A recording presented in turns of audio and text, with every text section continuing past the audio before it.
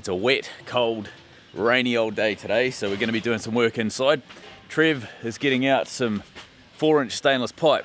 We're going to be building ventilation in the downstairs room. It's a bit wet out here to be able to work on the rest of the boat.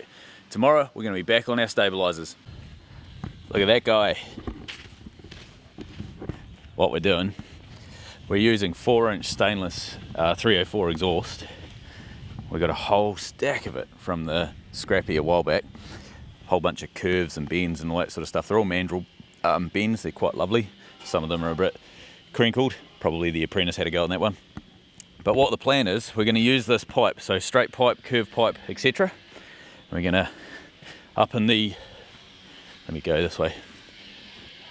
We're going to have ventilation that basically takes air from the outside of the boat. So the top of the wheelhouse there's going to be pipes coming all the way down. They'll go through and into the freezer room, and that's going to allow us, which is, basically where that ladder is, that's the freezer room there. That's going to allow us to get fresh, cold, lovely air into the bottom of the boat. And then you can see there's a vent just below the windows up there. Roughly at that location there, that's the exit on either side. So the air is going to be forced out of the boat on the sides there.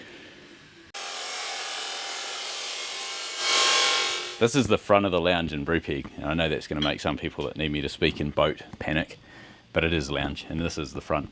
So what we need to do is get ventilation pipes. They go from the roof up here. So we're going to knock out this insulation that we've got here, either side of that centre beam. And we're going to bring 2 pipes, one on the left, one on the right, all the way down this wall.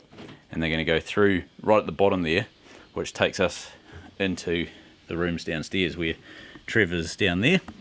So we have a gap. See if I can show you the weld. You can just make out a little dimple on that wall. Runs across there. That's a weld basically, and that's where the roof in the downstairs cabins is. So we need to take the pipes going through that bulkhead about probably 100 mil from the very bottom, and they'll flow through. The air will flow through into those cabins. Now, challenges. This is an opening hatch. So it's quite large, and the more we put in front of it, the less we can open it. So we may need to do some modifications on this hatch, but we're also happy to sacrifice being able to fully open it, because we don't ever really need to fully open it. We just open it fully and lock it up on this little gadget that I made here, but that's going to be coming off anyway.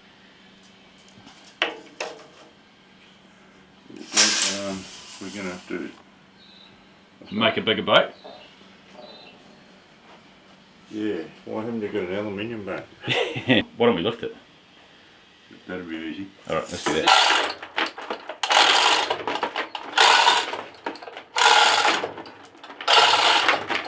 So what we've figured is we need to allow for the shore power inlet that's at the top of the wheelhouse. So we're going to do 200 mil between the inside edges of the pipe, which means each pipe's 102 millimeters. So we need to allow 302 millimeters in total between the centre lines.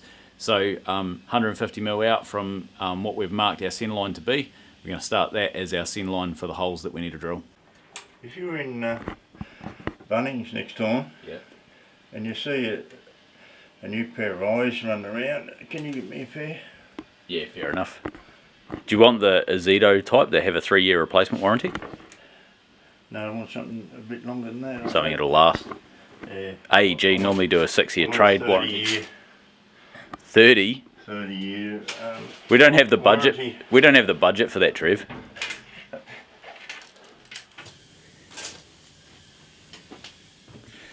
So we were drilling away, and then that happened. Snap the bloody drill off in the hole. Sometimes happens with hole saw drills. They're kind of a specific drill. They've got little flat spots that they work in the hole saw and so on. I was kind of just being a dick. I had it in the drill as a normal drill and was just putting it through. Anyway, we're just going to throw a 1/4 inch drill through there, so it'll be 6.4 mil, and then we'll put the broken hole saw drill bit, centering drill, into the hole saw because it's a long shank one, so we'll use that as our centering pin. I kind of like that idea in the sense that there's no teeth on it either, so once you've got the 6.4 mil hole in there, it's not going to bind up on anything. There's nothing for it to grab on, so it makes actually using the hole saw a wee bit easier. So now that we have broken our hole saw, the little locking screw in the hole saw bit itself is pretty much flat. We can't actually get it out. It's been a nightmare. So Trev's ground it and made a slot, and managed to get it out. He's over the road at the channel already getting a bolt. He's just going to put a bolt in there to make that work.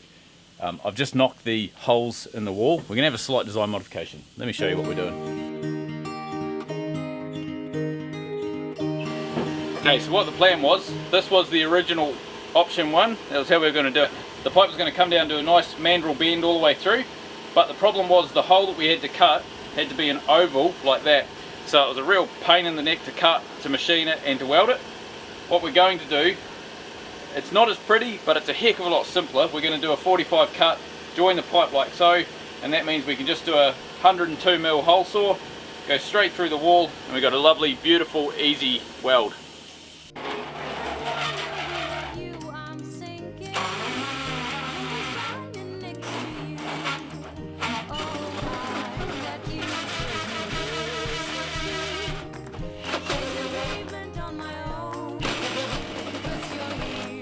Trev's got these two holes knocked in, so one's going through cleanly, one's sort of stuck with a bit of aluminium and stuff, so we're going to get the jigsaw and hack the back end of that alloy.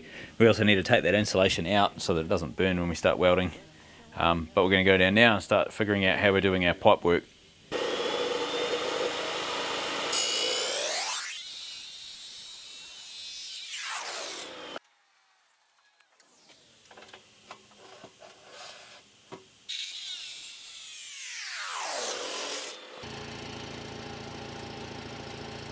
We're going to TIG weld this stainless. It's 1.6mm wall thickness. It's pretty thin. In my world, that's pretty thin. We're going to TIG weld this together, and yeah, hopefully I don't blow too many holes in it. But one of the things that I have learned with TIG is it's really important if you're welding on a bench to make sure that that bench has spent some time underwater in the last 24 hours. Luckily, we definitely fit with that.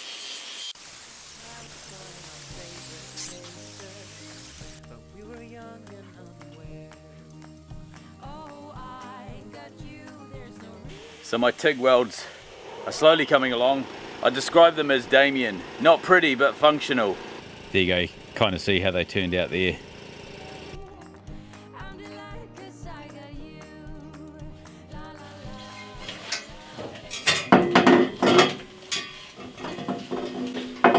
Bloody hell, Trev, that's pretty slick.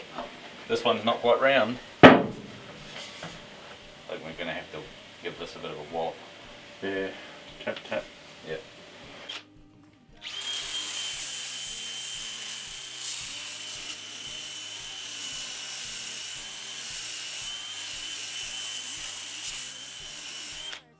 You're going to be about 2 inches off the wall. It's going to pull the sofa out of it, eh? Yep.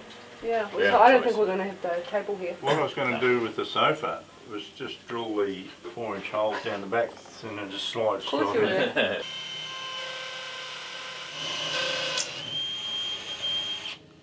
With the holes. Come down and have a look. You're going to love it.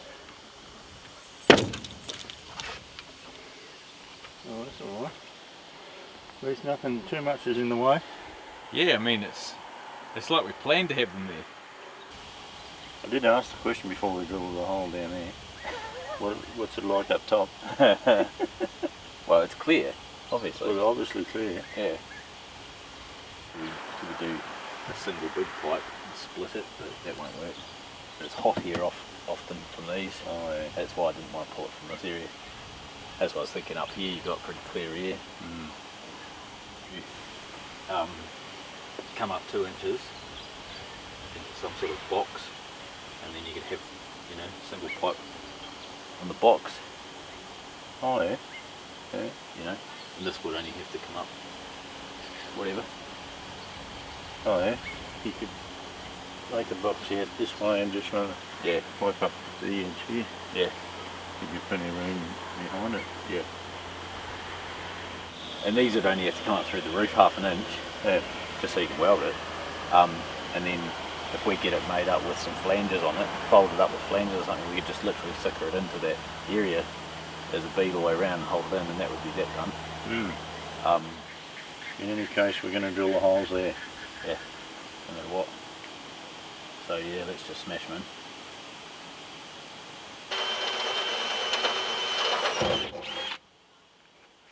One.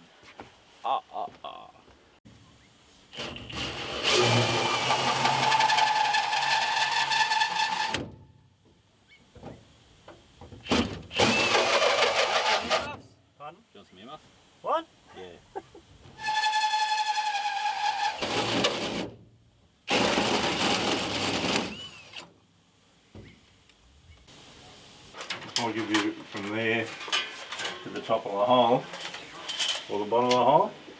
Top of the hole. Top of the hole. Yeah. One thing I do like about TIG is the ability to be able to go over your work again if you're not happy with it first time. Like a good microwave dinner, you can reheat it.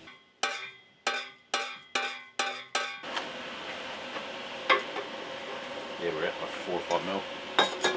Go vertical, and we'll just go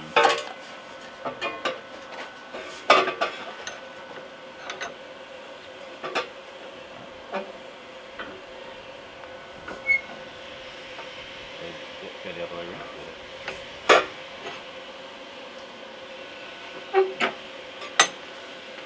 Still oval.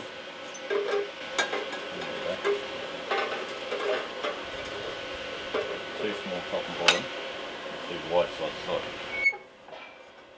I think they're springing out. How's that? It's getting close.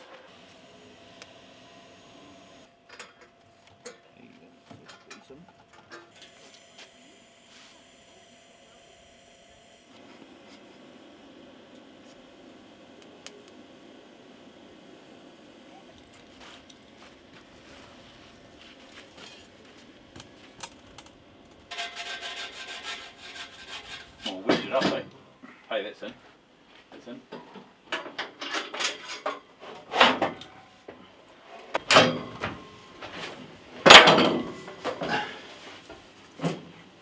Get the bot ready.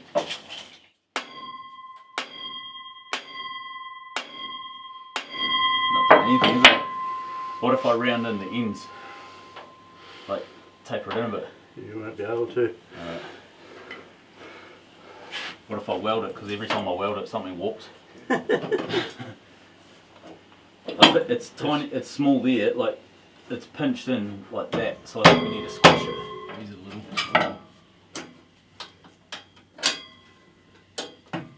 Good. Okay, let's get rid of this. You said we couldn't do it?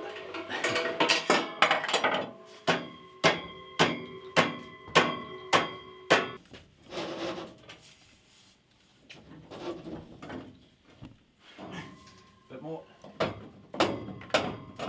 it, right there. Right, now just slot that in and we'll be fine.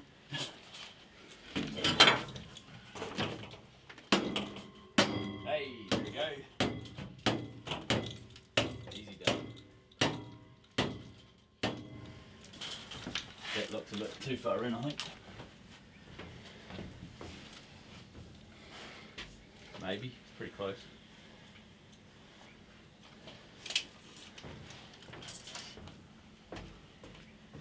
God, they're out a long way, aren't they? 2 inches is a long way. It's a bit far in.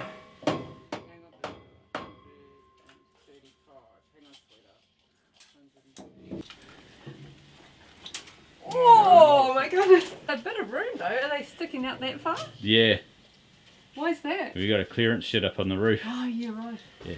Have I shown you the new pipes you got? You They like look them? great. So these are our 2 pipes at the minute. What I'm going to do is get this made. So this is basically a stainless box that I've drawn up. It's going to be thrown over the side of the boat because it's so windy. What I plan to do is it'll be adhesived onto the back of the wheelhouse roof there and onto the silver roof for the lounge that I'm standing on now. These 2 pipes will be trimmed down. They'll be about 25mm or 1 inch off the deck, and I'll TIG weld all the way around those. Now the box itself, if I come back, if I find the correct wind blowing plan, so you can see there it sits in that orientation against the wall. So you got a little flange that goes against this grey wall over there, and then this flange all the way around here gets fitted onto the silver deck head that I'm standing on now. And then the 2, let's get a custom wind mount. So we've got one pipe will be underneath there and the other pipe will be underneath there. So there you get 2 pipes over there. Now this is an 8-inch diameter hole, so there's more volume can come through there than what's capable of going down those 2 pipes. This is going to be pressure fed. We're going to have a an 8-inch blower mounted onto here, and that's going to basically pressurize this box, which is going to force air down these pipes. Now this will also act as a door aid box, so we will have a hole somewhere over here. We'll probably just drill that in. It'll only be small, probably only be maybe 6 mil, something like that, but that's going to allow any water that does go in to come out. So where the vents come through, this is how they end up in the room for now. We're going to obviously put a like a facade across the front here with a grill and that sort of thing, and the grill will actually be able to be turned off or on, so you can block off the airflow if you need. And there'll also be a variable power switch down here so you can control the fan in the yet to be finished room. Same sort of deal, just sticks through the foam insulation. Again, there'll be a board across here with a grill etc over the front, but it's pretty simple. And even without a fan, there's quite a bit of air coming through that. So each room has that pipe bringing the air in, and then out on either side there's a vent that extracts the air, so there's an in and an out for each room. The out has 4 PC fans, so it's just a quiet, constant breeze going out of that vent and pushing out the side of the boat. And then above the roof, the lounge roof, there's going to be an 8-inch fan that's basically pushing a decent volume of air in. So when it's a hot day or whatever and it is warm in these rooms, you can really quite, move that air through and exchange the air, completely swap the air, in a very short space of time. So the wind's come up and we've got a bit of a polar blast going on, so crash, back to beanie weather. All right, catch up jobs. So we've got the inside edge down here on, pretty much all the way around. That's welded. Underside's tacked. This side over here isn't welded at all really, so we just need to go through, make sure all of that's good, and then we'll get this off to sandblast.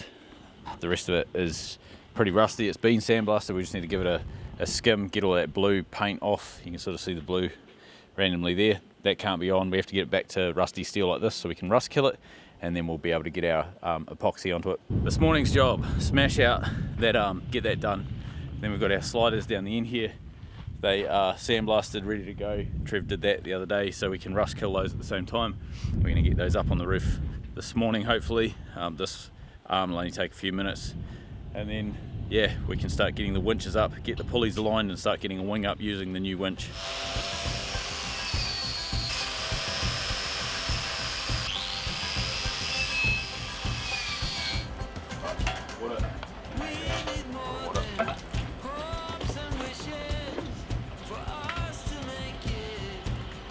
That needs to be sprayed on those ones down the end there. Yep.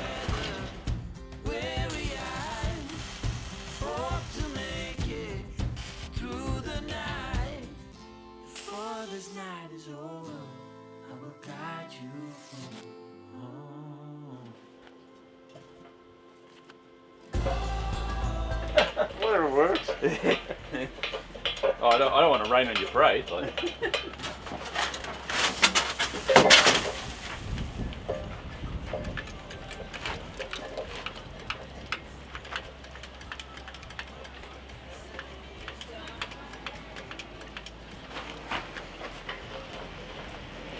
Couple of degrees.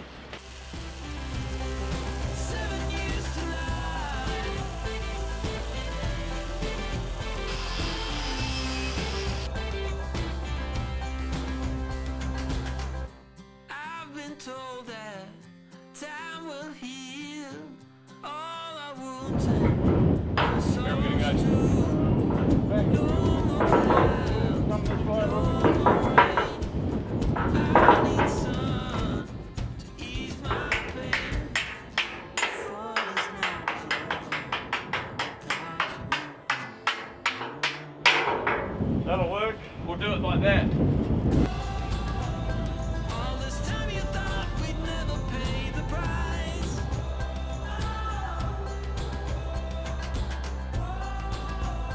In the game of love, you have to roll the dice. My heart got 7 years to life.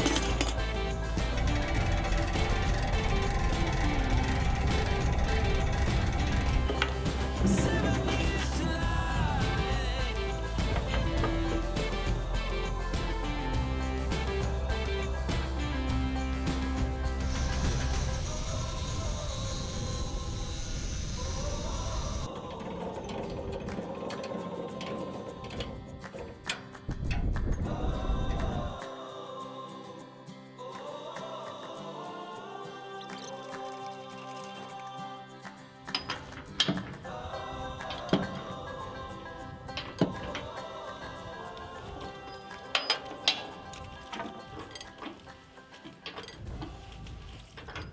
Right, now that we've got the top bolted on, clearanced everything, we're going to get stuck in and start putting these sliders onto this side.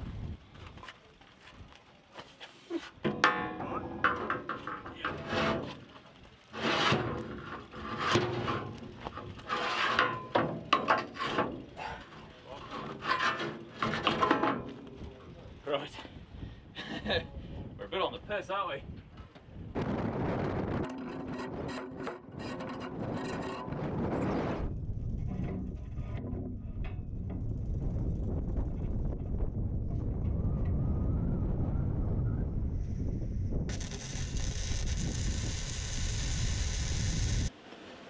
So, a little bit of organisation. We've figured out what we're doing.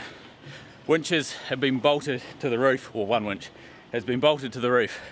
That's going to be our gadget that we use to lift these wings up, make life easy. We're going to ditch the silly little hand winch. We've dragged a lithium battery onto the roof of the wheelhouse.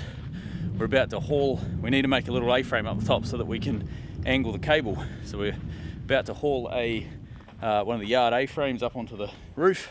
We'll strop it down so it can't fall anywhere. And then that is going to be our little mount for a pulley so that we can angle the cable. Don't blow an O-ring.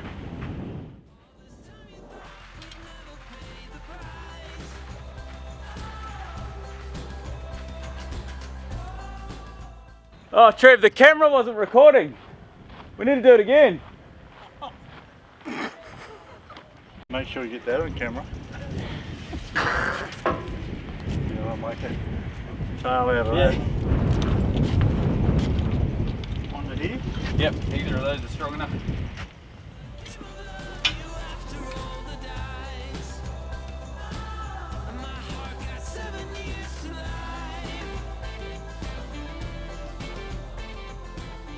Perfect. This is a call going out to all my peeps out there who are panicking about our non-load rated lifting equipment. Probably fast forward for the next couple of minutes. Right, non-load rated lithium battery, non-load rated lifting winch. Definitely not a load rated frame with a piece of 75mm by 6mm jammed through it as a hook on point. Hooked onto the end here, you can see we've, let me see if I can get that on there, we've mag drilled through there. We've got a pulley precariously perched underneath, and that will be going down to the end of the wing. Trev's just knocking up a piece of stainless pipe that is going to fit over top of this area here. You can see if we didn't do it, it's going to basically rub on that roof. We need to modify that roof corner a little bit. That's where the winch is going to stay, but yeah, we're just going to modify that somewhat, and our pulley will be in the right position that it's not going to obviously hit anything, but this is the initial setup that's going to work for us. Trev has made a load rated lifting chafe approved wear slot pipe. Don't know what the hell you call it. This is what it does. Piece of pipe. Clip. Done. Right, I'm not going to chafe that cable now. Alright, I think we're ready to go. Winch is working good. Pulley's aligned. We're plugged into the wing, so we just need to haul up. Take a bit of tension, but before we do that, obviously lunch. We've been working up on the wheelhouse roof, and the kitchen is venting sort of up that way with the wind and everything. So we're hungry as 40 mongrels, and lunch is smelling really good. It just keeps wafting up to where we are. You just started lifting it. Yeah, I'm just gonna pop back down.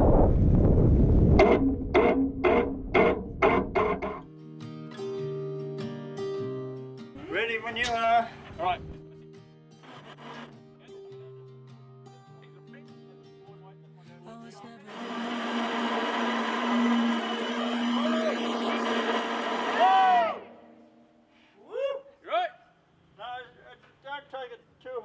Too fast. Alright. You're up against this. Okay, come down. We'll have a look first. Yeah, it is pretty tight. I'll The come back down. one's okay. I'll come down because I can't move that one anywhere. Right. Alright, coming down. Coming down.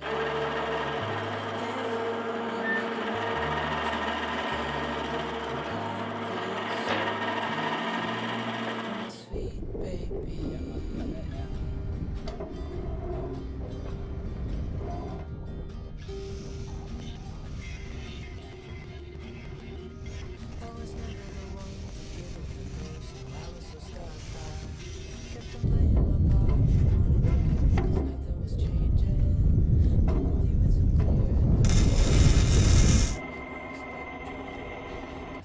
So the plan that we're going to use, we need to, you can sort of see the angle and everything, they're parallel, but we need to get the front one tipped in a bit more towards the center line of the boat.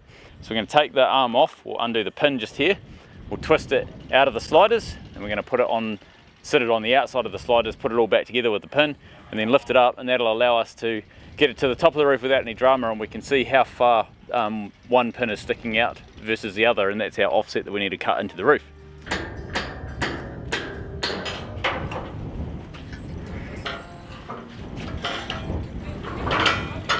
Yeah.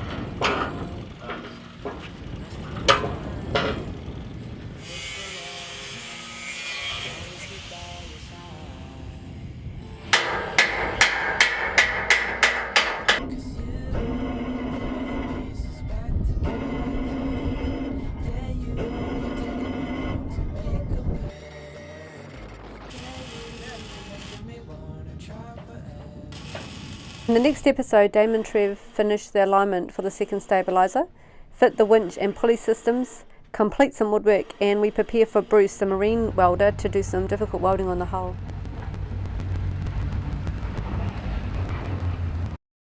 You got eyes like summer sky. If you're smart, could kill or die. And now it starts to rain, so let's enjoy it.